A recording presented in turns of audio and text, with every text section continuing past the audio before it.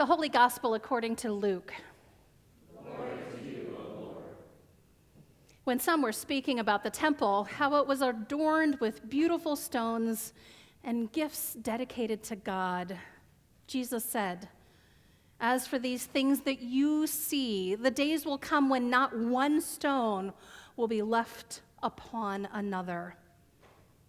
All will be thrown down." They asked him, "Teacher, when will this be, and what will be the sign that this is about to take place?"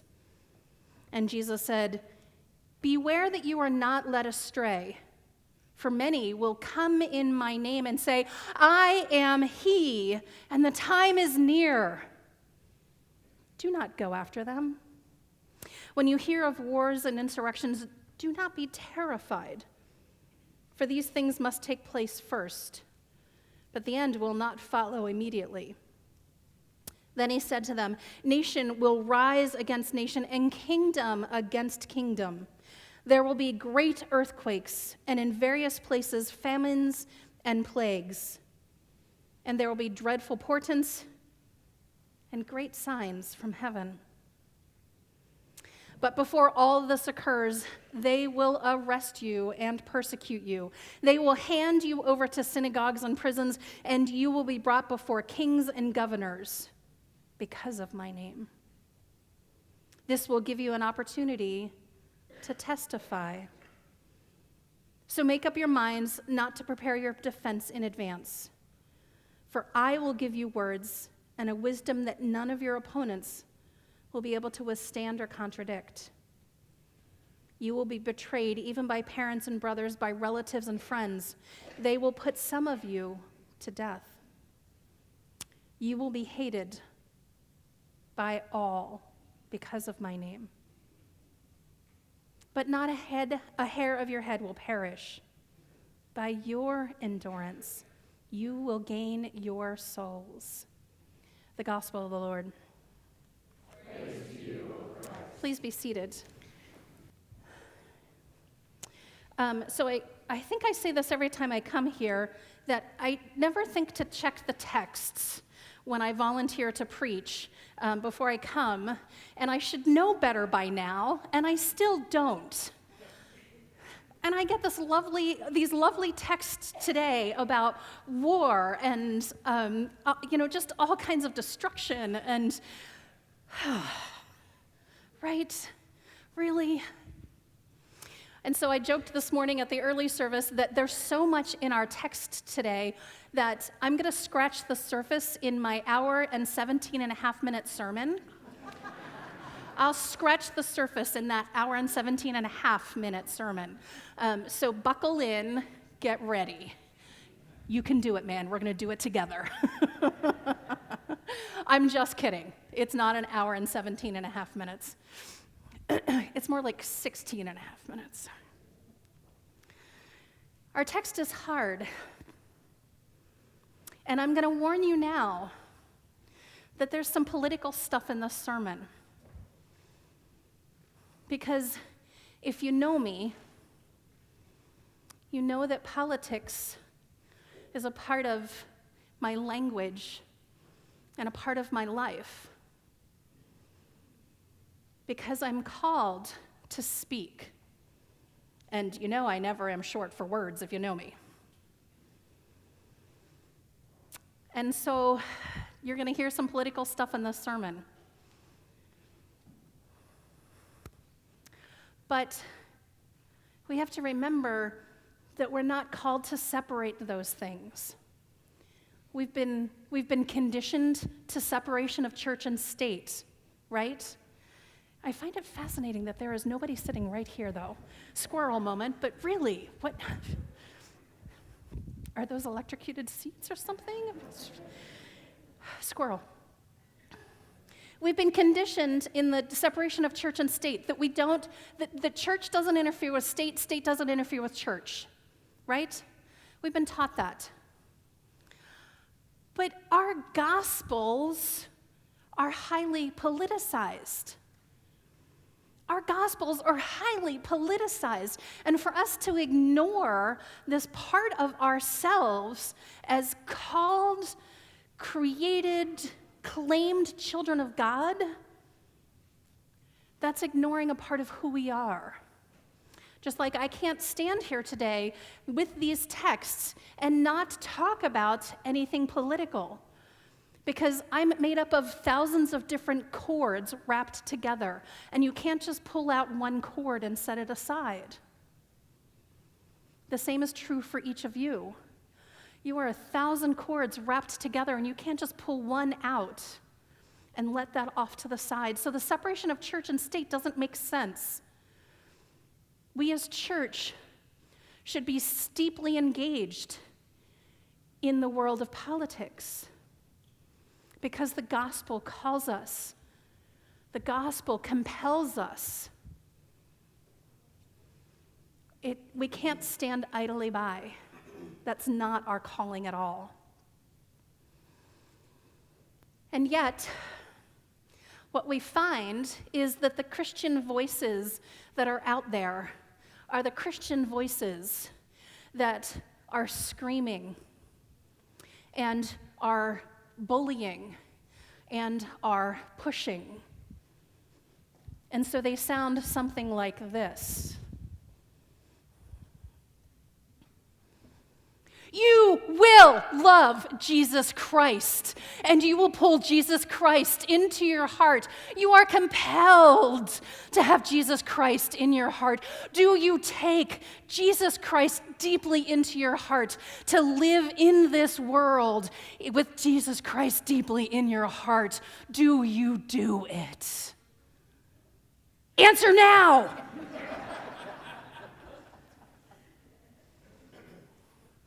It seems kind of extreme, right? But we've all seen vestiges of that, haven't we? That we use the gospel as a weapon instead of an invitation. The gospel is an invitation.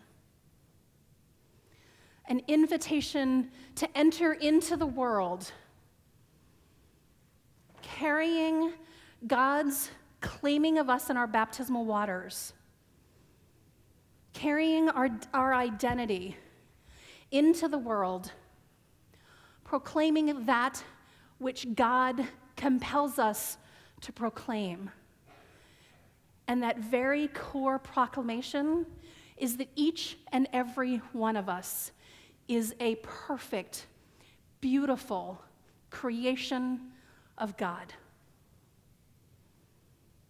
Each one of us, perfect, beautiful creation of God. That's the message we are compelled to take into this world. And yet, there are dividing lines all over the place. There are ways that we are told to think or believe. There are messages out there that say it's okay to think this way. And this is the political piece. Our commander-in-chief, our president, says that it's okay to objectify women, that women are objects, women are things. This is the leader of our nation. Women are things. I am not a thing. I am not a thing. I am a beautiful creation of God, equal to you, equal to everyone. What is that message? The dividing line. We are called to be counter-cultural to the dividing lines. We are called to step over those lines and erase them. We are called to engage one another as a beautiful creation of God. First and foremost, that's how we should see each other. Everything else should not even come into play. First and foremost, You are created by God. And that's how I see you. But because of our division of church and state, we draw the lines. Because we're told to. I see you as male. I see you as old white male.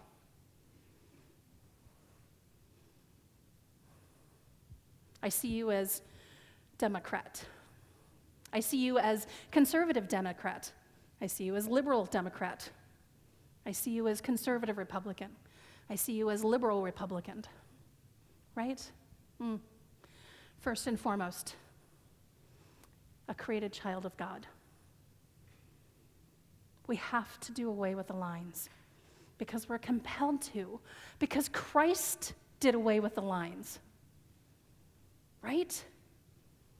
Christ did away with the lines. And that's what's being talked about in our gospel today, is that we are called to stay strong and to continue to be countercultural, even when it's hard. It was never promised easy. Always promised that we are claimed and loved.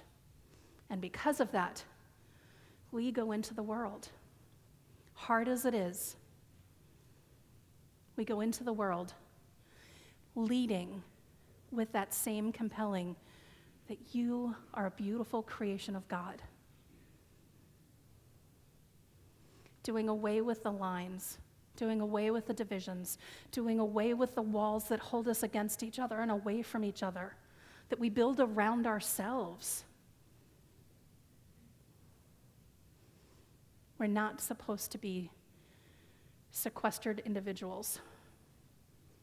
We're called into community in that beautiful creation of Godness that we are. And because God reminds us that it's not always doom and gloom. It feels like it, right? It feels like doom and gloom. You turn on the news and what do you hear? Doom and gloom, right? Very seldom do we hear good news. Which is why we gather together as a community to hear some good news in this world of really horrible news. We come together to hear good news. And so here is your good news. You are a beautiful, loved creation of God, each and every one of you, created perfectly by God. Because of that, we go into the world encountering people in the same way. And our psalm reminds us of the greatness and the vastness and the majesty of God. So go back to the psalm in your bulletin. Do it now. Go back to the psalm in your bulletin. Not rhetorical.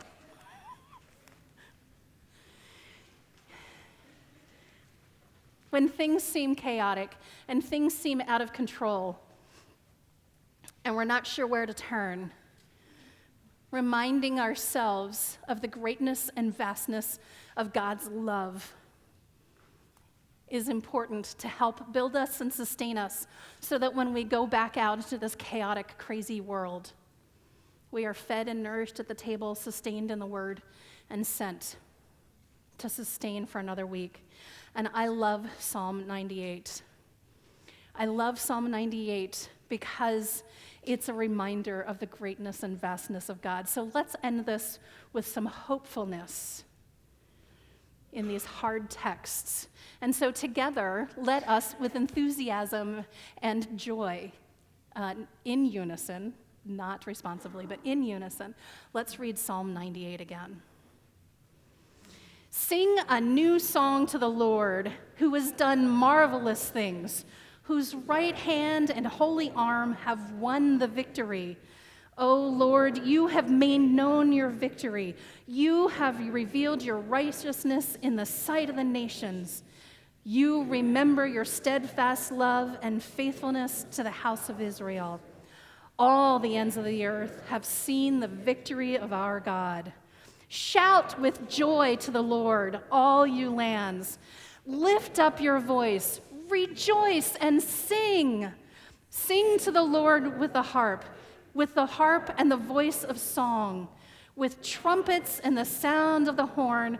Shout with joy, the Lord. Let the sea roar, and that all fills it, the world and those who dwell therein. Let the rivers clap their hands, and let the hills ring out with joy before the Lord, who comes to judge the earth. The Lord will judge the world with righteousness and the peoples with equity. Equity. Equity. Equity. Equity. Equity. Equity, because we are all created by God. All of us. Male, female, young, old, white, black, brown, yellow. We are all created beautifully by God. And so we are called to equity and to do away with those lines. And for that calling, we give thanks to God. Amen.